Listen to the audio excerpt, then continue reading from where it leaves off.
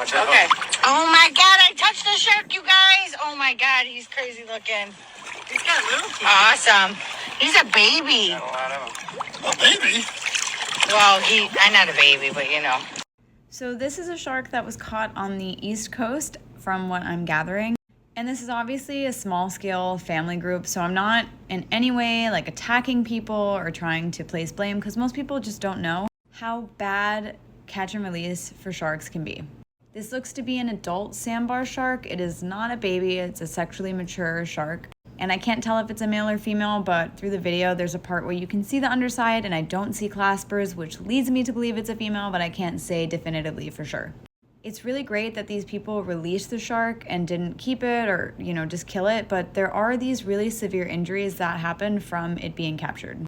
Number one being this gaff just jammed right into its jaw. There's really no need for that. It would have been better. I know a lot of people are really particular about removing the hooks, but this is a much larger injury now. So it would have been better to just immediately just cut the line as close as you could to the hook. That way, even if it's a little bit hanging, it's not going to entangle back onto the shark.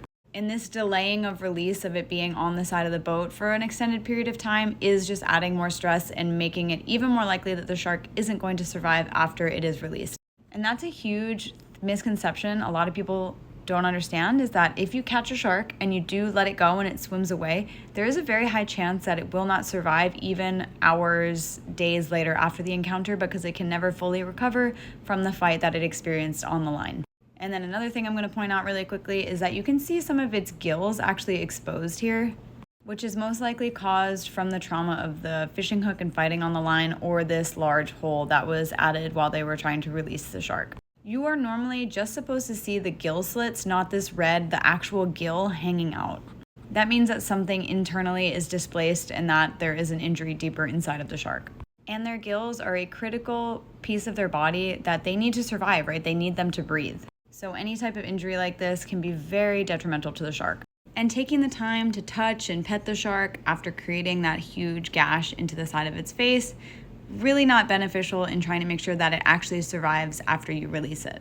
So the best thing you can ever do if you catch a shark, if it is accidentally or on purpose, is to release it as quickly as possible. You want to make sure that you cut the line as short as you can. If you can't remove the hook, it is okay. Obviously, it's better if you can, but if you're gonna spend 40 minutes trying to get the hook out or gaff it to get it closer to the boat to do that, it is much more beneficial to just cut the line at the body length at least, or shorter, and then just let the shark go. The worst thing you can do for the shark's survival is to delay the release. And if you guys have any questions about catching and releasing sharks, please leave them below so we can start a discussion.